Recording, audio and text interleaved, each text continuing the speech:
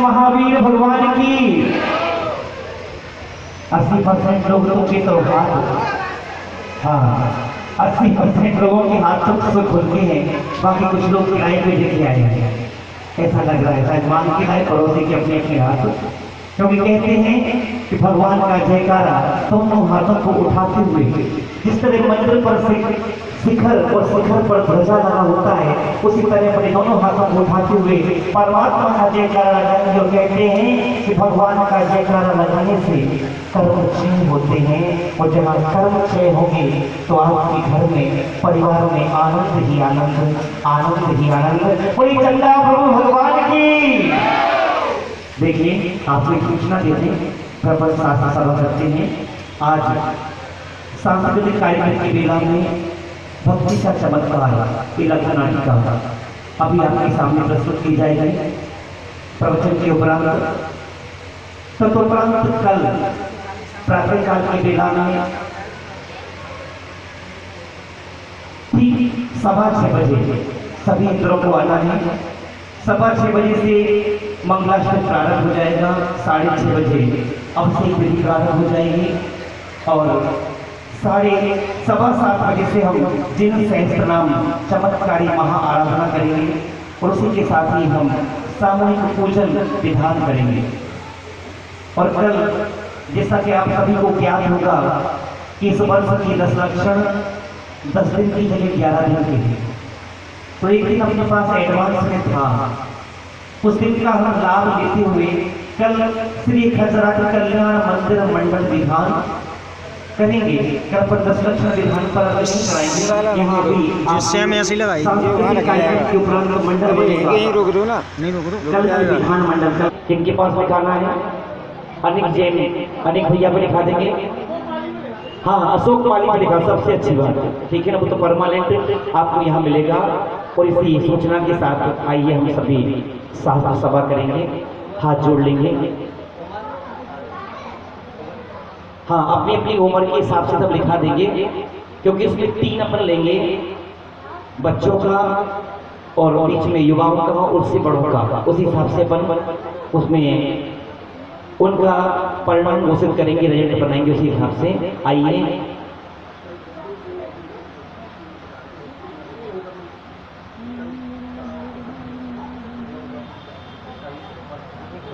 हाँ इसी 10 लक्षण में जो 35 दिवसीय हमने 3.25 लाख रणमोकार मंत्र का जाप किया था संकल्प लेकर, और आप लोगों ने बहुत ही अच्छे ढंग से फोन आ रहे थे पंडित जी पूरा नहीं हो पा रहा, लेकिन जब यहाँ आगे टोटल लगाया तो 7 लाख 3.25 का संकल्प था, करीब करीब 6.5 पौने 7 लाख रणमोकार मंत्र का जाप हुआ।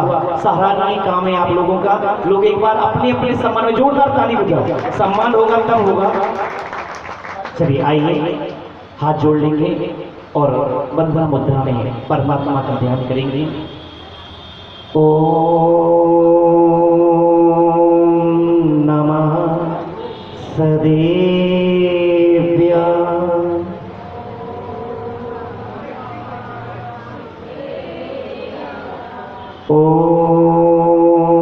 ओम नमः सदेव्या।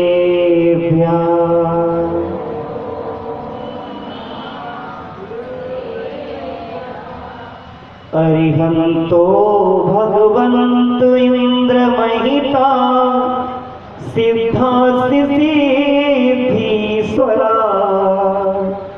आचार्या जिनसा शनोन्नति करा पूजा उपाध्यायिका श्री सिद्धांत सुपाठिका मुनिवरा रत्नात्रयाराधिका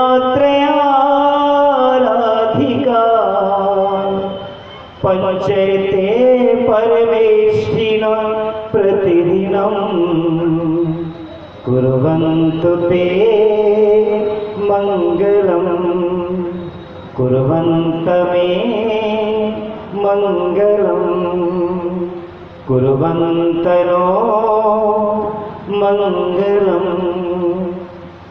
सरस्वती नमस्तुभ्यं वरदे कामरूपिणी विद्यारंभ करिष्यामि सिद्धि भवन्तु मे सदा। हे तीर्थ के पावन प्रवर्तक अरिहंत प्रभु तुमको नमन। हे लेखनी की सप्तदाता माँ शारदे तुमको नमन। मुक्ति की अभिलाषा लेकर बढ़ रहे हैं जो चरण उन वीतरागी संत जन को कर रहा सत्सत नमन, कर रहा सत्सत नमन, कर रहा सत्सत नमन। पूरी अनंत सिद्ध परनिष्ठी भगवान की, पूरी वर्तमान प्रथम तीर्थंकर आदिनाथ भगवान की, गंगे गौरी मंदिर के मूल नायक शिखर चमत्कारी चंदा प्रभु भगवान की, पूरी वर्तमान शासन नायक महावीर भगवान की, पूरी पर्युषण महापर्व की, पूरी महान जैन धर्म की। आइए पर्युषण पर्व का वो महान अवसर, कहते हैं कि 10 लक्षण महापर्व वर्ष में 3 बार आते हैं। कितनी बार आते हैं? 3 बार आते हैं। लेकिन हम मनाते कितनी बार हैं? 1 बार मनाते हैं। और 1 बार भी हमें भक्त बताइए कि 10 लक्षण पर्व कैसे मनाना है? त्याग के साथ, परमात्मा की पूजा भक्ति करते हुए, समर्पण के साथ, अपने शरीर की अंतरंग शक्ति को उद्घाटित करते हुए, जितनी सामर्थ्य है उतना त्याग करते हुए हमें पर्व मनाना है। जैसे प्रातः काल हम पूजन में आपसे कह रहे थे कि पर्व तो बहुत आते हैं। जैसे अभी अभी निकल के गया है 10 लक्षण पर्व, 15 अगस्त पर्व। कुछ पर्व तो घटनाओं से, जैसे कि रक्षाबंधन पर्व, उस दिन 700 मुनियों पर उपसर्ग दूर हुआ था, वो अतिशय हुआ था, इसलिए हम उस पर्व को मनाते हैं। लेकिन मेरा कहने का अभिप्राय है कि और सारे पर्व जितने हैं, रक्षाबंधन पर्व, दिवाली पर्व, उन पर्व को मनाते हुए तो हम घर में तैयारी करते हैं कि 2.5 किलो दूध का खोआ बनाना है, गुजिया बनाना है, बर्फी बनाना है, पेड़ा बनाना है। लेकिन ये जो हमारे शाश्वत पर्व हैं, पर्युषण पर्व, 10 लक्षण महापर्व, अष्टानिका पर्व, ये जो हमारे शाश्वत पर्व हैं, इनमें बच्चा जानता है कि मम्मी कल से पर्युषण पर्व लग रहे हैं, हमें कचौड़ी आज ही खाना है, कल से तो मिलेगी नहीं। बच्चा भी जानता है कि हमें मैगी आज ही खाना है, कल से तो मम्मी देंगी नहीं। क्योंकि ये हमारे जो पर्व है, ये हमारे त्याग के प्रतीक है। घर घर में तैयारी सफाई चलती है कि हम केवल 3 दिन के मसाले खाएंगे, 5 दिन के मसाले खाएंगे, हम 3 दिन का आटा खाएंगे, तैयारियां चलती है। क्योंकि इस पर्व का आपको प्रातः काल भोजन में भी आपको बता रहे थे कि इन पर्व का संबंध इस सृष्टि के विनाश से और इस सृष्टि के प्रारंभ से है। जैसा आपको प्रातः काल बताया था कि जो ये पंचम काल चल रहा है, ये पंचम काल कितने हजार वर्ष का है? 21,000 वर्ष का। इसमें से कितने वर्ष निकल चुके हैं? 18,000 नहीं, अभी केवल 2500 साढ़े 2500 वर्ष निकले हैं, अभी 18,500 वर्ष शेष है। और जिस आपसे हम सुबह प्रातः काल में चर्चा कर रहे थे कि आदिनाथ की शरीर की अवगाहना कितनी थी? 500 धनुष की। और आज हमारी शरीर की अवगाहना कितनी है? 5.5 फुट, 6 फुट। ज्यादा जाते कोई ज्यादा लंबा होगा तो 6 सवा 6 बस। आदिनाथ भगवान की उम्र कितनी थी? 84 लाख वर्ष पूर्व। कितनी थी? प्रथम तीर्थंकर थे और अंतम तीर्थंकर भगवान महावीर स्वामी की उम्र कितनी थी? 72 वर्ष। आपकी कितनी है मालूम? नहीं मालूम। कितना जिएंगे हम? 60 साल, 70 वर्ष, 80 वर्ष, 90। कोई महान पुण्य लेके आए होंगे 100 वर्ष, 105 10 तक तो सुन लिया है कि वो माता जी 110 वर्ष की थी, 108 वर्ष की थी, लेकिन उसके बाद जो अखंड सत्य है सबको एक दिन जाना है। सज धज कर एक दिन मौत की शहजादी आएगी, न सोना काम आएगा न चांदी आएगी। कहते हैं कि जो हमें आज मनुष्य पर्याय मिली है, ये मनुष्य जन्म हमें जो मिला है, ये एक सेतु के समान है, एक पुल के समान है। क्योंकि कहते हैं कि नरक की आयु भी बहुत होती है, सागरों में है, नरक की आयु भी सागरों में होती है। और आप विशेष पुण्योदय से अगर स्वर्ग में पहुंच गए तो स्वर्ग की आयु भी कितनी होती है, वो भी सागरों में होती है। लेकिन हमें जो मनुष्य जन्म मिला है, इसकी आयु कितनी है, बहुत थोड़ी सी। तो ये मनुष्य का जन्म हमें जो मिला है, हमारे पुराने पुण्य कर्मों का उदय है कि हमें मनुष्य जन्म, और मनुष्य जन्म के बाद भी हमें जैन कुल। अगर आपको पंचेंद्रीय मनुष्य जन्म तो मिल जाता, और किसी आप नेता के यहाँ जन्म ले लेते तो आपको परमात्मा मिलते क्या?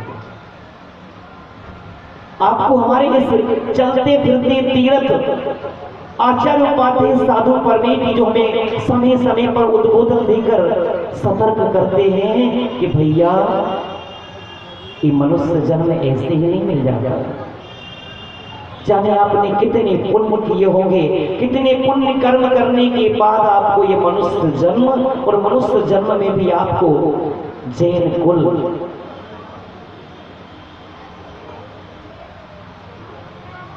सैकड़ों पुण्य के बाद नर्तन मिला, बाद नर्तन तुझे देव दर्शन मिला।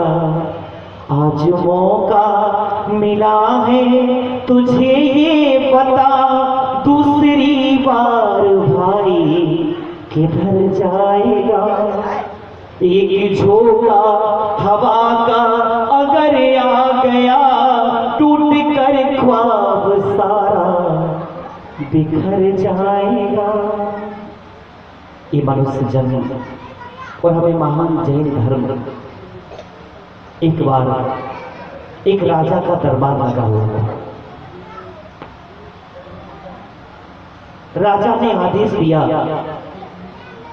दरबार में कि युवराज को, अपने पुत्र को अपने स्थान पर खड़ा हो गया, बोला पिताश्री महाराज, हमने अपनी ऐसी कौन सी गलती की है, कौन सा अपराध किया है जो आप हमें देश निकाला दे रहे हो। महाराज ने पुनः आदेश दिया कि मंत्री जी, युवराज को इस नगर से बाहर छोड़ दिया जाए, और पूरे नगर में मुनादी पिटवा दी जाए, पूरे नगर में घोषणा करवा दी जाए कि जो भी युवराज को अपने घर में सहारा देगा उसे फांसी की सजा दी जाए। युवराज भैया अपनी अपनी चवन्नी ठन्नी को जरा संभालो, भी जाए कि जो भी युवराज को, राजकुमार को अपने यहाँ सहारा देगा उसे फांसी की सजा दी जाएगी। युवराज महाराज के सामने बहुत गिड़गिड़ाया, मिन्नतें की, लेकिन राजा ने नहीं सुनी। युवराज अपने कर्म उदय समझकर, अपने अशुभ कर्म उदय समझकर दरबार से चल देता है, और चलते चलते नगर के बाहर पहुंचता है। दरबार के बाहर पहुंचते ही वो अपने प्रथम मित्र, जिसके साथ खाता था, पीता था, खेलता था, उस मित्र के घर पहुंचता है।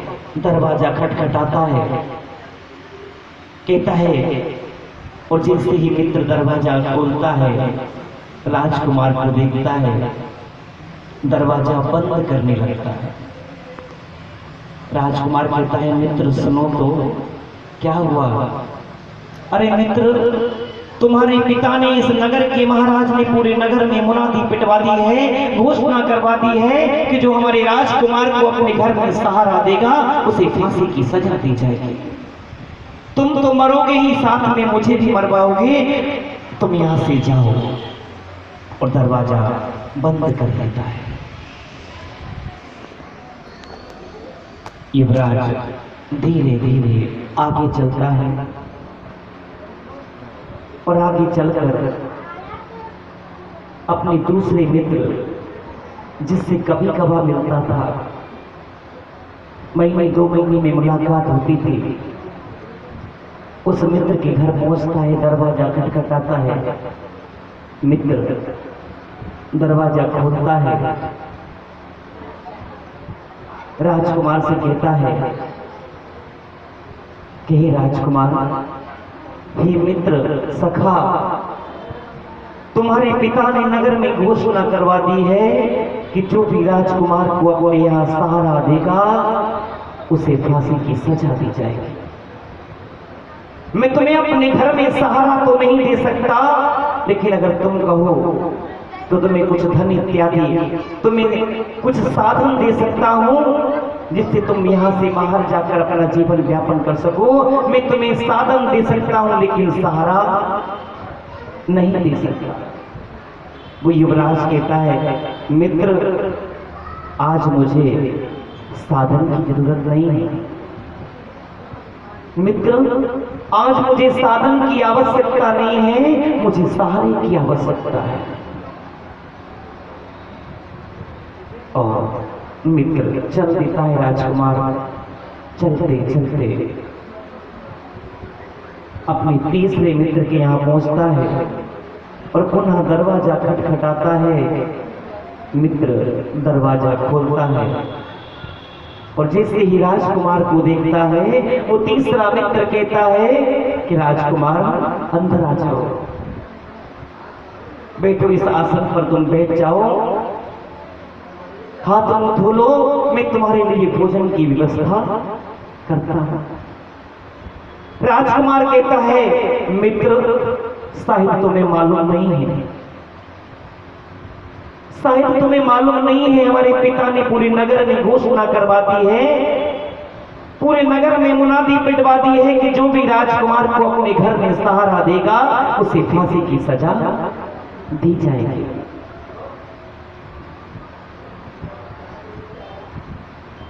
मित्र कहता है, युवराज मुझे सब कुछ मालूम है, हम इस विषय में बाद में बात करेंगे, तुम पहले हाथ मुंह धो लो और मैं तुम्हारे लिए भोजन का प्रबंध करता हूं। भोजन राजकुमार कर लेता है और भोजन के उपरांत वह मित्र बिना कुछ बात किए हुए राजकुमार को लेकर राज दरबार की ओर चल देता है। और जैसे ही उस राज दरबार में पहुंचता है, महाराज से कहता है, महाराज हे राजन, मुझे आप कल फांसी देते हो तो आज फांसी दे दो, लेकिन मुझे अपने प्रश्न का उत्तर आपसे चाहिए कि मेरे मित्र ने ऐसा कौन सा अपराध किया है, कौन सी गलती की है जो आपने उसे देश निकाला दे दिया। राजा पुनः घोषणा करता है, मंत्री जी, राजकुमार उनके मित्र को कारागृह में बंद कर दिया जाए और कल की प्रथम किरण के साथ इन दोनों को फांसी पर चढ़ा दिया जाए। राजा का आदेश, दोनों को कारागृह में बंद कर देते हैं और जैसे ही प्रातः काल होती है, दोनों को फांसी के लिए ले जाते हैं और सर्वप्रथम उस मित्र को फांसी पे चढ़ाने को होते हैं और कहते हैं, अपनी यह परंपरा थी कि मरने वाले की मरने से पहले अंतिम इच्छा पूछी जाती है। उससे भी, उस मित्र से भी पूछा गया, बोल भैया मरने से पहले तुम्हारी कोई अंतिम इच्छा है? तो मित्र ने कहा, मरने से पहले मेरी अंतिम इच्छा है कि मुझे राजा से भेंट करनी है और अपने प्रश्न का उत्तर चाहिए। वो द्वारपाल महाराज तक ये सूचना पहुंचाते हैं और दोनों को लेकर के राज दरबार पहुंचते हैं। राज दरबार में वह मित्र राजा से कहता है कि महाराज, मुझे आप फांसी कल देते हो तो आज दे दो, और मुझे फांसी आप आज देते हो तो मुझे अभी तत्काल फांसी पर चढ़ा दो, लेकिन मेरे प्रश्न का मुझे उत्तर दे दो कि मेरे मित्र ने ऐसा कौन सा अपराध किया है, कौन सी गलती की है जो आप उसे देश निकाला दिया था और अब फांसी की सजा दे दी है। राजा अपने स्थान से खड़ा हो जाता है और राजकुमार से कहता है कि राजकुमार, युवराज, मैं तुम्हें यही तो बताना चाहता था कि इस संसार में, इस दुनिया में तुम्हारा सच्चा मित्र कौन है।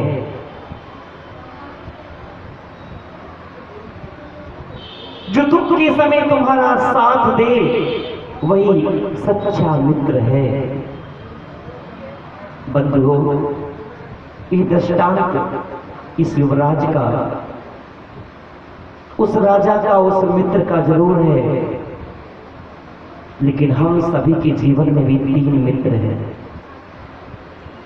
हम सभी के जीवन में भी 3 मित्र हैं और हमारा सबसे पहला मित्र है हमारा शरीर, जिसको हम सजाते हैं, संवारते हैं। Fair and lovely, body lotion, इस शरीर को संवारने के लिए, सुंदरता के लिए हम कुछ भी करने को तैयार हो जाते हैं, लेकिन जब अंत समय आता है वो तुमसे पूछता नहीं है कि तुम मरने वाले हो। जब अंत समय आता है वो तुम्हें छोड़कर चला जाता है। और दूसरा मित्र है हमारा घर परिवार, जिसके लिए हम सब कुछ करने को तैयार हो जाते हैं, 5 पाप तैयार करने को तैयार हो जाते हैं, हम झूठ बोलते हैं, सब कुछ करते हैं, लेकिन भैया जब अंतिम समय आता है तो बाप की और माँ की तो छोड़ो, जिसके साथ तुम 7 फेरे लेके आए हो वो भी कहती है भैया 24 घंटे हो गए, अब तो बदबू आने लगेगी, इनको ले चलो। अखंड सत्य है जो हमारा दूसरा मित्र है घर परिवार, जब हमारा अंत समय आता है तो वो भी कहता है भैया इनको ले चलो। हम इनके लिए साधन तो दे सकते हैं लेकिन अपने घर में सहारा नहीं दे सकते। हम शमशान तक की व्यवस्था तो कर सकते हैं, कफन की लकड़ी की, गन्ने की, गरी के गोला, चंदन की लकड़ी भी है, लेकिन अपने घर में सहारा नहीं दे सकते। और तीसरा और अंतिम सच्चा मित्र है हमारा धर्म, जो हमसे कहता है कि इस भव में भी मैं तुम्हारे साथ हूं और अगले भव में भी मैं तुम्हारे साथ। लेकिन हम 24 घंटे में कितनी दिन धर्म करते हैं? 10 मिनट के लिए मंदिर आते होंगे शायद, 15 मिनट के लिए। उस मंदिर में 15 मिनट 10 मिनट के लिए भी आकर के हमारा चित्त परमात्मा की तरफ कम टिकता है, बगल में बैठे बहन जी की तरफ, बगल में बैठी बहन जी की तरफ। जी जी आपकी भोग कैसी है? आदिनाथ भगवान ने पाम दी। दीदी आज कौन सी दाल बनाई थी आप? चंदा भूज मिंद्रा ही हमारे घर ने पाम दी। विचार करो।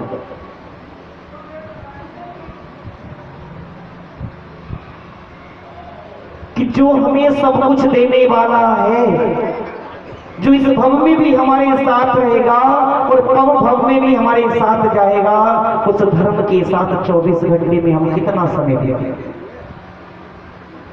और भैया ये पर्युषण पर्व चतुर्मास 4 माह का, कहते हैं कि एक बार अकबर का दरबार लगा हुआ था और अकबर के दरबार में 14 रत्न थे, उनमें से एक रत्न था बीरबल। तो एक बार अकबर ने अपने दरबार में प्रश्न किया कि 12 में से 4 गए तो कितने बचे? 12 में से 4 गए तो कितने बचे? हाँ, जो आप कह रहे हो वो इस अकबर के दरबार में सभी जितने भी लोग बैठे थे सभी ने उत्तर दिया, महाराज 12 में से 4 गए तो 8 बचे। फिर वही प्रश्न बीरबल से पूछा गया तो बीरबल ने कहा, महाराज 12 में से 4 गए तो 0 बचा। 12 में से 4 गए तो कितने बचे? 0 बचा। तो सभी दरबार वाले पूछने लगे, भैया कैसे? या श्रावक का कल्याण नहीं करेगा और इन 4 माह में अगर बरसात नहीं होगी तो हमें खाने को क्या मिलेगा? हमारे जीवन में क्या रह जाएगा? तो भैया ये 4 माह जो वर्षा योग चतुर्मास के होते हैं और ये अगर हमारे जीवन से खाली निकल गए तो क्या बचेगा? 0 बचेगा। अब तो सही कैलकुलेशन हो गया। हाँ, तो भाई आज उत्तम क्षमा का दिवस, प्रथम दिवस। ये 10 धर्म हमारे क्षमा से प्रारंभ होते हैं और कहाँ तक जाते हैं?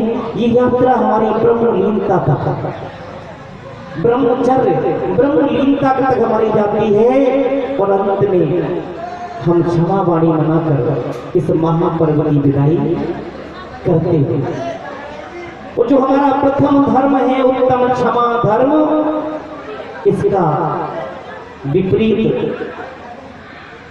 इसका अपोजिट है क्रोध। क्या है? जो एक कसाय है। क्रोध एक कसाय है। जिस दिन हमारे सामने कोई भी आदमी हमसे खूब क्रोध करने वाली बात कहे और हमें अगर क्रोध ना आए तो उस दिन समझ लेना कि आपके अंदर उत्तम क्षमा धर्म जागृत हो चुका है। आप सभी जानते हो कि राजा शरणिक ने यशोधर मुनिराज के गले में मरा हुआ सर्प डाल दिया गया और सर्प डालकर वो अपने घर पहुंचे। उन्होंने कहा चेलना से कि हमने उन मुनिराज के गले में मरा हुआ सर्प डाल दिया है। तब चेलना ने कहा तुमने बहुत गलत काम किया है, जाओ चलो हम चलते हैं। तो राजा सैनिक बोले कि रानी, अरे वो मुनिराज तो भाग गए होंगे वहां से। तब रानी चेलिया ने कहा अगर वो दिगंबर साधु हैं तो उसी स्थान पर बैठे होंगे और अगर वो सभा से भाग गए तो वो दिगंबर साधु नहीं। और जब पहुंचते हैं वो रिद्धिधारी मुनिराज थे, दोनों उनको जाके नमस्कार करते हैं और जैसे ही उनका ध्यान टूटता है वो मुनिराज दोनों को दीर्घायु का आशीर्वाद देते हैं। वो राजा शरणिक नतमस्तक हो जाता है, अपने आप में शर्म महसूस करता है कि जिनके साथ मैंने उपसर्ग किया था, जिनके गले में मैंने मरा हुआ सर्प डाल दिया था, वो मुझे दीर्घायु होने का आशीर्वाद दे रहे हैं। और मनी मन गिलानी करता है कि इससे नहीं छूट सकता। मुनिराज अवध ज्ञानी थे, अपने ज्ञान से जान लेते और कहते हैं कि हे राजा हे शरणिक, तो मन में जो भाव सोच रहा है, आत्महत्या की जो भाव बना रहा है, सबसे बड़ा अगर कोई पाप है तो वो है आत्महत्या। इसलिए ऐसा करने का विचार मत कर। मुझे तो तेरे बारे में सोचकर दुख हो रहा है कि तुझे जो सभी कृत्य किया है मेरे साथ, अशुभ कर्म की वजह से जो तूने मेरे साथ कृत्य किया है, मुझे नरकों की आयु भोगना पड़ेगी। मुझे तो ये तेरे बारे में सोचकर दुख हो रहा है। ऐसे होते हैं उत्तम क्षमा को, उत्तम क्षमा धर्म को धारण करने वाले मुनिराज। गजकुमार मुनि का आपको सुबह उदाहरण दे रहे थे। गजकुमार मुनि के ऊपर जब तपस्या में लीन थे तो उनके सर पर जलती हुई सिकड़ी रख दी। उस उपसर्ग की अवस्था में भी मुनिराज, वो गजकुमार मुनिराज मन में उस अपने चिंतन कर रहे थे, अपने ध्यान में सोच रहे थे कि अगर इस शरीर मेरा है तो अग्नि इसे जला नहीं सकती। ये शरीर अगर मेरा है तो इसे अग्नि जला नहीं सकती, और अगर शरीर मेरा नहीं है तो जल जाए तो क्या फर्क पड़ता है। तो जब शरीर अपना ही नहीं है तो उसके लिए क्रोध क्या करना। और ऐसे उत्तम क्षमाधारी मुनिराज तपस्या के प्रभाव से केवल ज्ञान को प्राप्त करते हैं।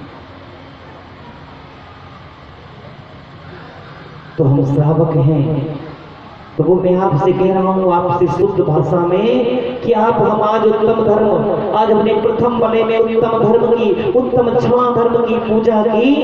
आपके सामने कोई भी क्रोध करने की सारी बातें करे और आपको क्रोध ना आए तो आप समझ लेना कि आपके अंदर उत्तम क्षमा धर्म उत्पन्न हो चुका है। हम समय अपनी रफ्तार से चल रहा है और हमें आगे लघु नाटिका भी देखना है। तो हम अपने इस उत्तम क्षमा धर्म को अपने जीवन में धारण करें और एक दिन धीरे धीरे हम भी अपने ब्रह्मलीनता में लीन होते हुए अपने जीवन का कल्याण करेंगे। उस परमात्मा पद अरिहंत दशा सिद्ध दशा को प्राप्त करें। इन्हीं पवित्र भावनाओं के साथ ओम नमः सबसे क्षमा, सबको क्षमा, पूरी चमत्कारी चंदा प्रभु भगवान की। हाँ, 5 मिनट आपकी और लेंगे क्योंकि हम तोड़ेंगे नहीं। आज से डेली प्रवचन के बाद प्रश्न मंच किया करेंगे। 5 इनाम आ गई हैं आज, 5 इनाम आ गई हैं जिनकी आज की महाआरती थी। नीरज भैया उनकी ओर से आज की 5 इनाम आ गई हैं। तो आपसे सीधा पहला प्रश्न, आज 10 लक्षण महामंडल विधान में प्रथम दिवस, प्रथम भले में हमने कितने अर्घ समर्पित किए? 1 2 3 4 5 6 7 8 9 10 बस। आज प्रथम दिवस